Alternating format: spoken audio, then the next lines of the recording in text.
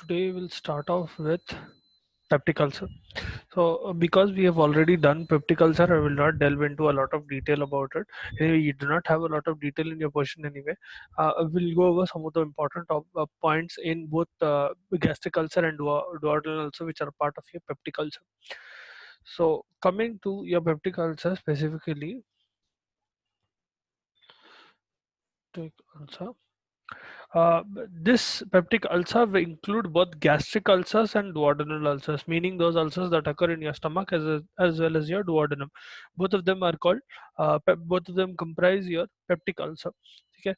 Now, there are several reasons for peptic ulcers to occur, and they can vary largely interdependently in a way, in the sense that if one occurs, the other might also occur. And generally speaking, this will occur somewhere around middle age and later ages, around fourth, fifth decade, or sometimes sixth decade of life as well. So 40s to 60s is when you generally see ulcers occurring. Now, specifically speaking, duodenal ulcer is almost 4 times more common than gastric ulcer. Gastric ulcer nowadays is pretty common, specifically because of the stress people carry around, what do you call, abuse of medications. There are several causes, but as such, duodenal ulcers are much more common than gastric ulcers as well. All right. Now, coming to etiology of your peptic ulcer causes, if you remember, we already discussed what is peptic ulcer long ago when I was talking. I think that was the first lecture of pharmacology that I taught you online, or not, rather than online, I sent you a video of that, because we had to discuss gastrointestinal drugs, PUD. For that, you needed to know what is peptic ulcer, if you remember. Okay. So, etiology of peptic ulcer, there are several causes. Okay, there'll be two main reasons for which both gastric and duodenal ulcers occur. Okay, technically third, infection is also there, but there is either a problem in the mucosal lining, the mucosal defense system of your stomach, or there is a fluctuation in the amount of acid being produced. Okay, these two are the main causes. Then there'll be another cause, which is bacteria. So these three are the main causes. There are other causes as well, but more often than not, patients of peptic and gastric ulcer, you will generally see that they have one of these three problems. Okay, specifically gastric ulcer, it will be more of either what you call mucosal damage occurring, or infection occurring, because of which acid will damage. Duodenal ulcer may, rather than infection occurring a lot, there will be infection, but the main cause will be acid coming down from stomach. Okay, not being resolved, excessive acid being produced, and that coming down into your duodenum, causing ulcers. All right. So coming to specific etiology, one is Helicobacter pylori. Okay, the gram-negative bacteria that I told you about. This bacteria generally, in around 15 to 20% of cases, you will see H. pylori. More so in what do you call, in duodenal ulcer rather than gastric ulcer. Now, it can occur in gastric ulcer as well. Quite a lot of patients, if it is damaging, whenever there is H. pylori infection, what ends up happening is it will damage the mucosal lining. So let's suppose we take your stomach like this. ठीक है, and यहाँ से आपका duodenum start हो रहा. ठीक है, this is your sphincter in between. Now whenever your mucosal lining gets damaged, so let's suppose this is your mucosal lining and it is getting damaged here. Okay, so generally it will occur in the antrum. So sir. So let's suppose here is the damage that is occurring, the ulcer being formed. So I'll indicate that ulcer with this. Okay, so in this area, generally how it happens is, if it is infection, H. pylori will come. So it is a bacilli. This fella will come. It will invade the area. It will not enter the cell. Okay. The main cell your H. pylori affects is your goblet cells. If you remember, goblet cells are responsible for the production of mucus in your stomach. Without proper functioning of goblet cells, there will be a problem in the mucus production in your stomach. Mucus is very important for your stomach to protect the lining from acid that is being produced, and that acid that is present inside your stomach. Now H. pylori comes here. It will start dissolving the mucus, and at one point of time, the what do you call, chemical material of your bacteria, technically speaking, they are specific proteins, exotoxins, endotoxins बोलते हैं लोगों को, those toxins will start damaging this area, okay, the lining of your stomach, to a point where what will end up happening is, especially your goblet cells, so they will get damaged, and there will be an ulceration there. Whenever goblet cells are damaged, that patch of cell will not be able to make mucus anymore. So this much area, as you can see, will not be able to have any mucus. Yahan par you will start seeing ulcer being formed. So it will start off with, if it is an infection, it will start off with ingestion of this bacteria. Bacteria comes here near the stomach lining. It will start damaging your mucous layer first, then it will reach your cellular layer where it is damaging your goblet cell specifically. Once it damages the goblet cell, the area just above that, what do you call, so let's suppose it is damaging this area. Let me draw that again, one second.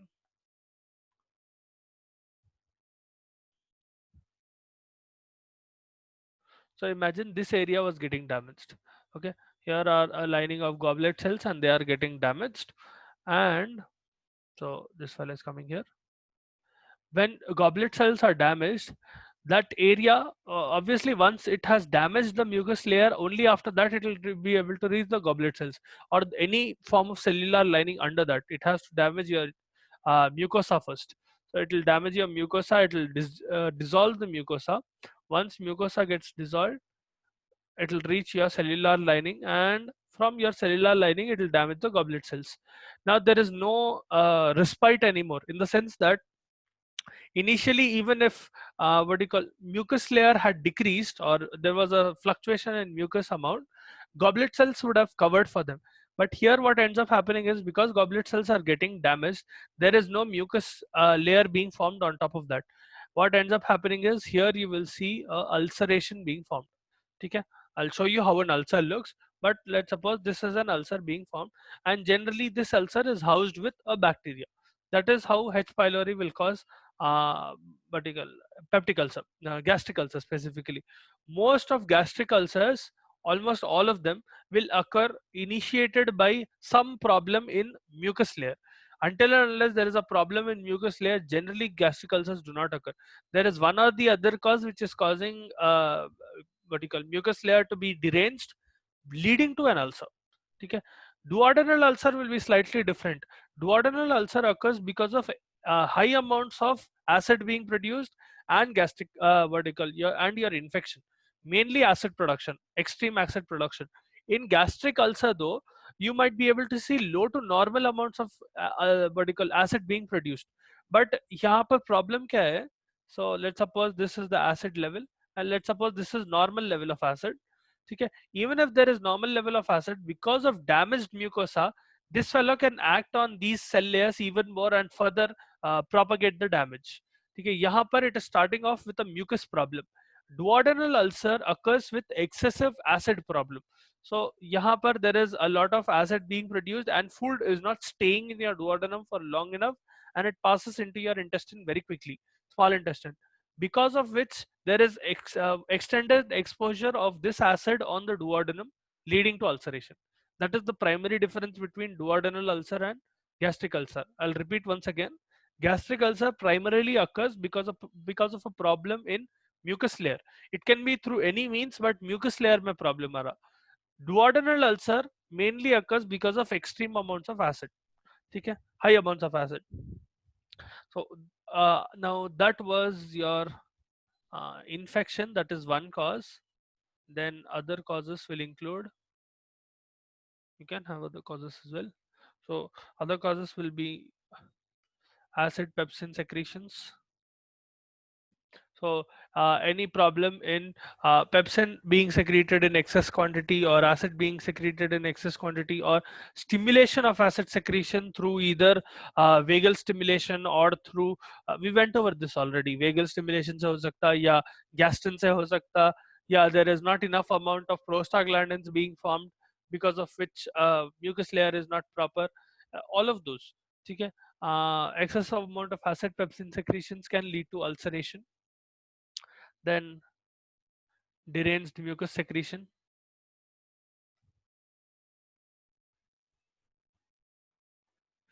meaning your goblet cells are not proper, or because of whatever reason, deranged, because of whatever reason, whatever mucus amount is there, that is getting damaged. So even if goblet cells are working normally, the mucus layer that is present, that is getting damaged, that can lead to ulcer. Then gastritis. So generally speaking, what happens is wherever someone has ulceration, especially gastric ulcer, you will be able to see inflammation near that region. Inflammation in your gastric layer is called gastritis.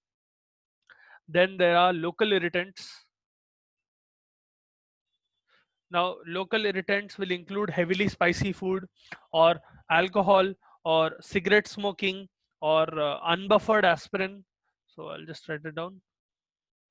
Heavily spicy food.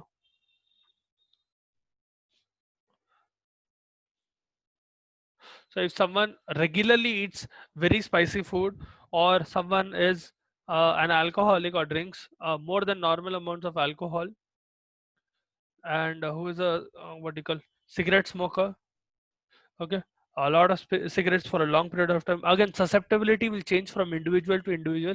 For some people, maybe a fewer number of cigarettes will cause an ulcer. For some other people, the what do you call, limit might be higher. Okay. Then unbuffered aspirin and NSAIDs. Why do NSAIDs and unbuffered aspirin cause ulceration? Think I explained what is the role of NSAIDs and aspirin. No,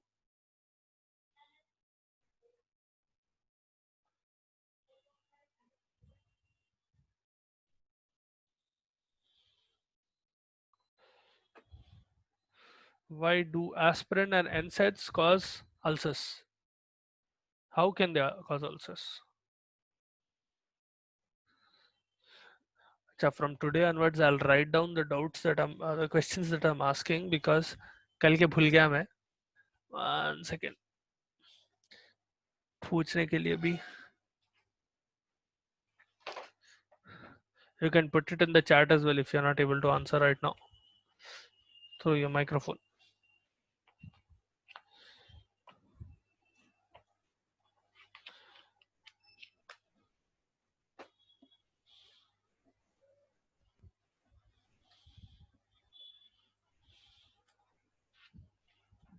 Okay, then tell me tomorrow. What is what do you call, how NSAIDs cause ulcers? Okay, that will be your first question. I'll ask anyone randomly. If you're not answering me, I'll kick you out of the class. Now,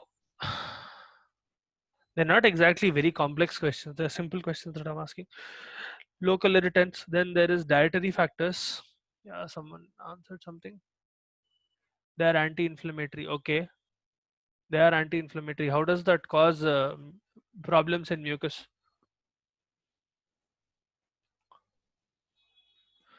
And how does it specifically lead to ulceration? So certain dietary factors may certain nutritional deficiencies, if they are nutritional deficiencies in someone's daily diet, which can lead to problems in mucosa, or it can lead to excessive acid production. Both of those, technically speaking, your heavily spicy food will also come under a dietary factor. Even though it is a local irritant, it is something related to your diet. If your diet is improper, let's suppose someone eats a lot of fat, that also can act as an irritant. Okay.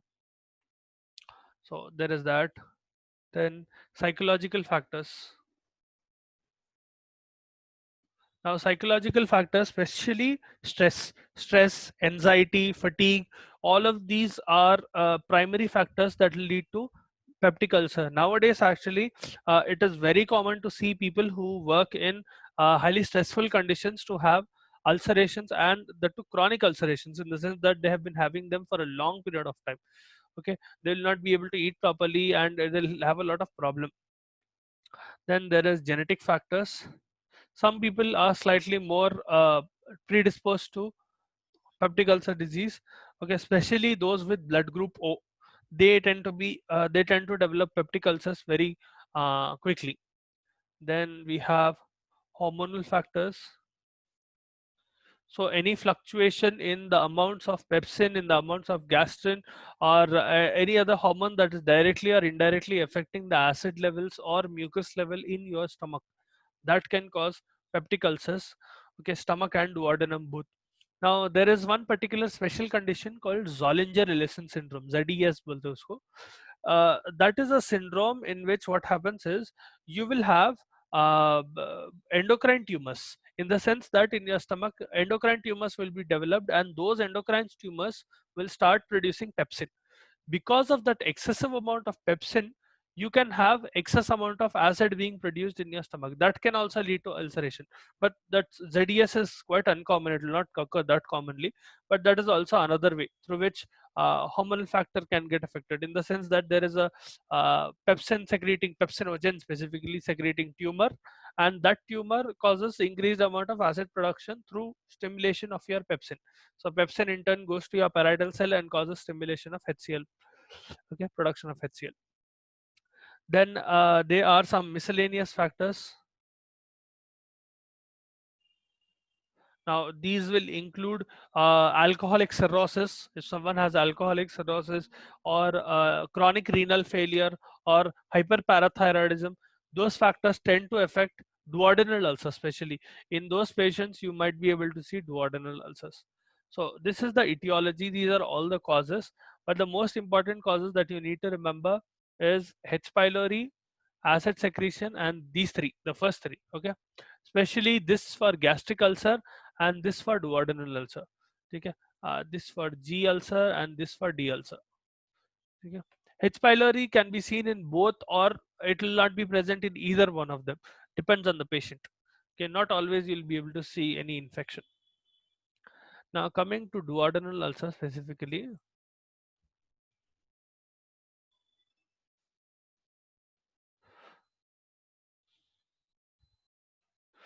Okay, duodenal ulcers are mainly because of hypersecretion of acid. So because of whatever reason, let's suppose there is increased amount of acid secretion in your stomach. What happens, especially in fasting stomach? Let's suppose we are talking about a condition where the patient does not have food in their stomach. Okay, they might not necessarily be fasting for a long period of time. It just means that they have not eaten for a period of time. Okay, for 3 hours, 4 hours, or something like that. Especially during night, this duodenal ulcers tend to happen or tend to get activated, especially during night. The patient will be very under stress during night. They'll not be able to sleep properly, because what ends up happening is because of excessive acid production, or let's suppose, yeah, excess acid production, that will flow down into your duodenum. It does not affect your stomach as much, but it will flow down into our duodenum, and it will start damaging your duodenum. It will slow down in your duodenum and start forming ulcers in your duodenum. In such patients, what is also seen is that they will have rapid emptying of the stomach. So as soon as they eat, two factors: increased acid production, that is one factor that is leading to duodenal ulcers, and then there is rapid emptying of the stomach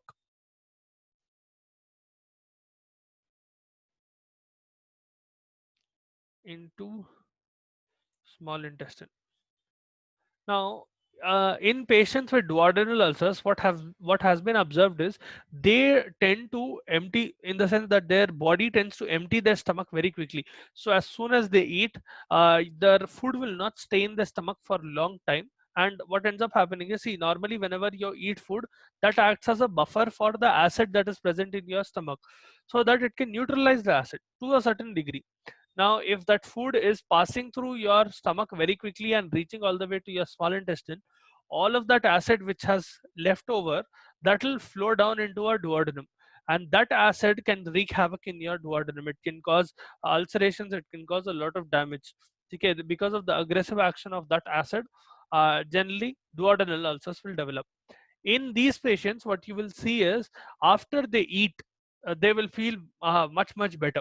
In duodenal ulcer patients, one clinical presentation which is very common or easy to distinguish between peptic ulcer and duodenal ulcer is whenever duodenal ulcer patients eat, okay, they tend to feel better because that food, whatever they are eating, that will neutralize the excessive acid that is present in the stomach. Whereas in gastric ulcer, it will be the opposite. Whenever they eat, they'll have more problem because whenever they are eating, it will cause more acid production. See, remember that gastric acid patients have a problem in the mucus layer rather than excessive acid being produced. Now, whenever they eat, they already have damaged mucosa, okay, which is being subjected to some amount of acid. When they eat, there'll be more acid being produced by your body physiologically to digest that food. Okay, that can cause even more problem.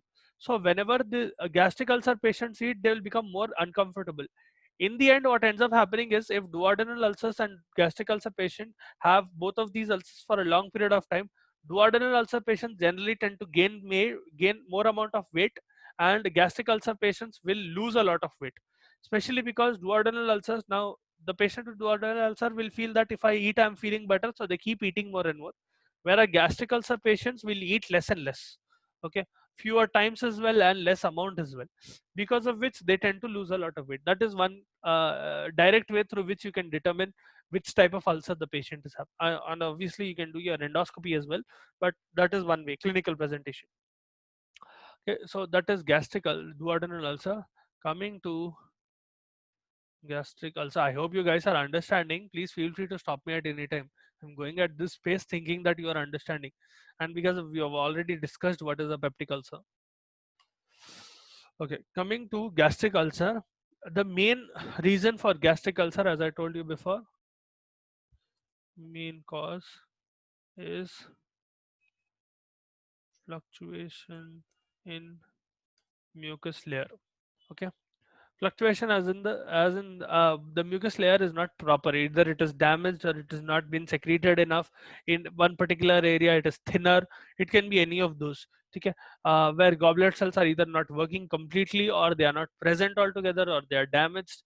Either way, mucus is not present properly, because of which what happens is, even if in gastric ulcer normal and low amount of acid can also cause irritation. Okay, as such your stomach will have a little bit of acid which will get neutralized through vagal stimulation. So whenever your vagus nerve, especially prostaglandins come in, what ends up happening is prostaglandins will cause goblet cells to secrete both mucus and bicarbonate. So whenever you are not eating or whenever you have excess acid present in your stomach, that bicarbonate will directly inhibit the acid. So bicarbonate is a alkaline material, it will neutralize the acid, whereas mucus will cause a protection of your what do you call, stomach layer. यहाँ पर there is a problem in mucus layer. Let's suppose there is a problem in goblet cells, so you will not have any production of either mucus, or you will not have proper production of bicarbonate, both of which can affect acid. Even if there is low amount of acid or normal amount of acid, that itself can damage your cellular lining, all of the cells present underneath your mucus layer. So generally speaking, ulcers in low to normal gastric acid level are mainly due to gastritis and cigarette smoking. These are two common reasons through which patients do have gastric ulcers. Okay, you will also see H. pylori infections. Almost 75 to 80% of people with gastric ulcers will have H. pylori infection. That infection will initially cause damage to your mucus layer, further enhancing the effect of gastric ulcer or causing gastric ulcer directly. So uh, presence of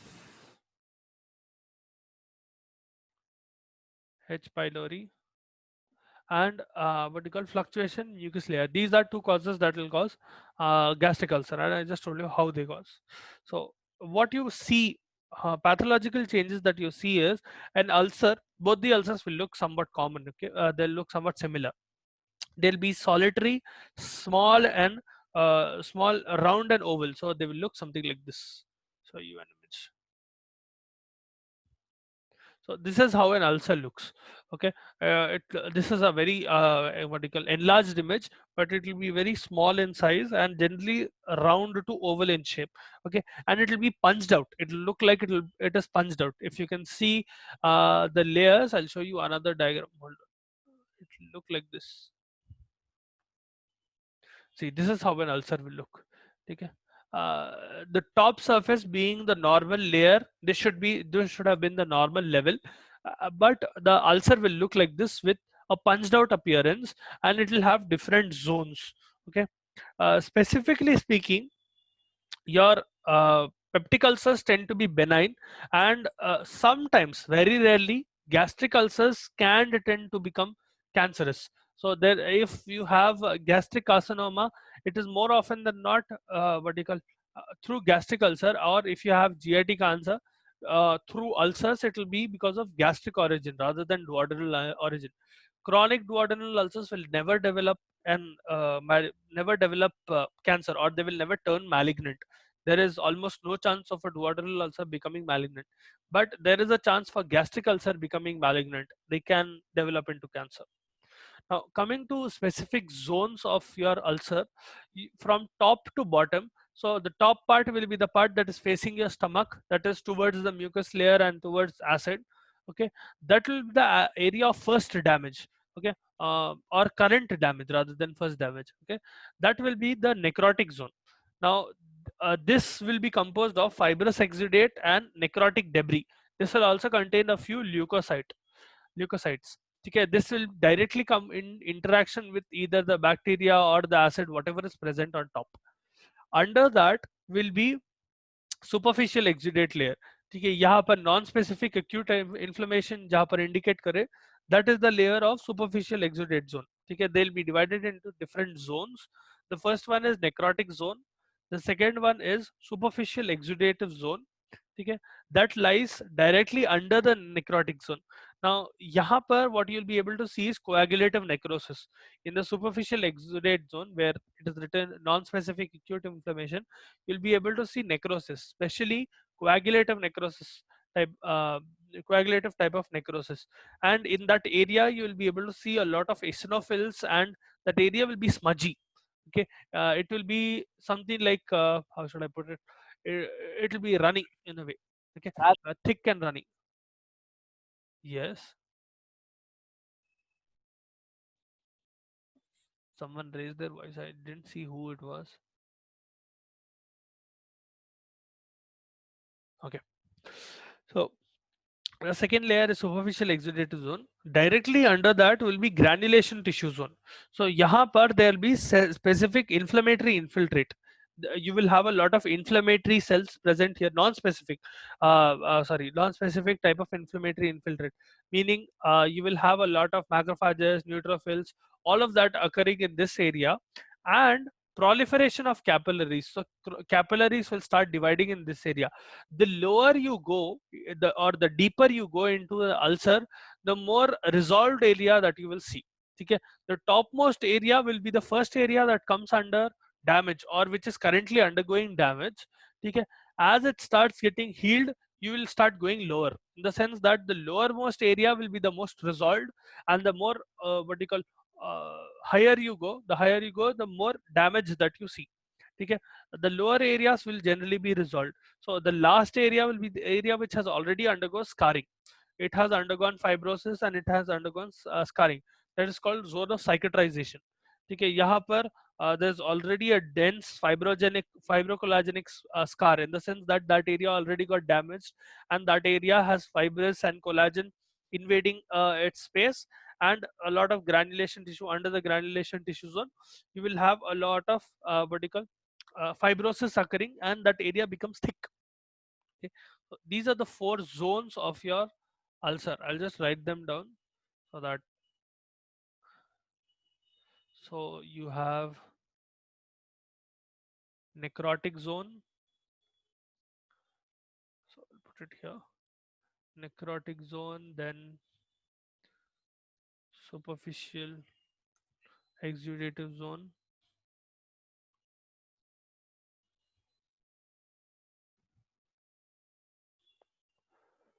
Then we have granulation tissue zone.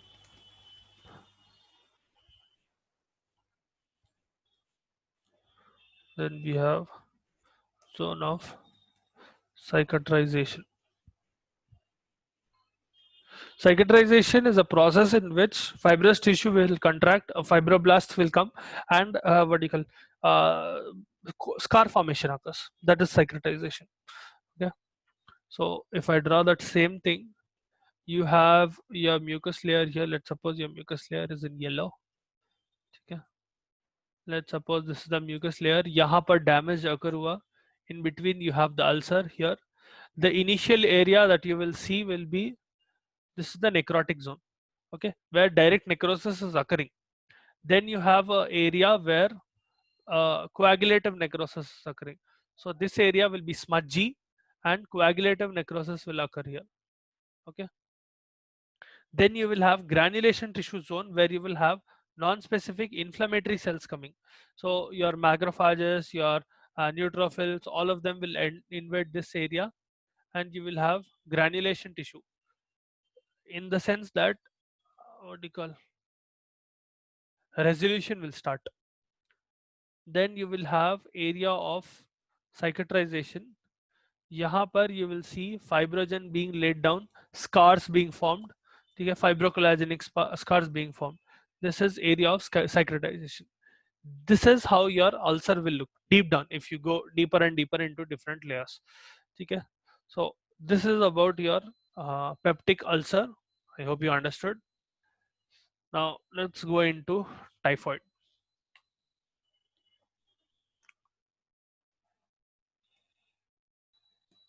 Okay, typhoid is also called enteric fever. Mainly occurs through two particular bacteria. You have Salmonella typhi, okay, Salmonella typhi and S. paratyphi. These two are the main causes of your typhoid. They are gram-negative bacteria. Okay, gram-negative bacilli. This, when ingested, when generally typhoid occurs when you are ingesting contaminated food and contaminated water, mainly contaminated water. Okay. Initially, the patient will remain asymptomatic, and it will take almost 2 weeks for them to start presenting symptoms. Okay. With up to 2 weeks, what ends up happening is this bacilli, once it enters your body, it will go all the way up to your small intestine, and it will start invading the lymph follicles that are present in your uh, small intestine. So there is one particular area called Peyer's patches. Okay, I'll show you one image once again. So your Peyer's patches will look like this. So this is the what you call cross section of your ileum. Okay, duodenum, ileum, jejunum, retina, three parts of your this thing, duodenum, jejunum, and ileum of your small intestine. In ileum, especially in the surroundings, you'll be able to see small patches or small lymph follicles. They are called Peyer's patches. Okay, they are lymphoid tissue. uh, these bacilli will tend to enter those and start proliferating there. Okay. Once they have proliferated enough, what they do is they will enter your systemic circulation and they will enter bloodstream, causing bacteremia. Okay. And once bacteremia occurs, you will see specific symptoms which are rise in temperature. So you will have fever, but it will be cyclic. It will not be stable fever. You will have cycles of fever, and you will have rose spots. So rose spots like this will occur, like this. Okay. These are basically, at least what they are thought to be, is they are small emboli, bacterial emboli, which are coming under the skin, and they are literally clumps of bacteria that are getting stuck under your skin. Okay. At least that is what is the hypothesis for rose spots are. These are called rose spots. So these two are characteristic features of your typhoid.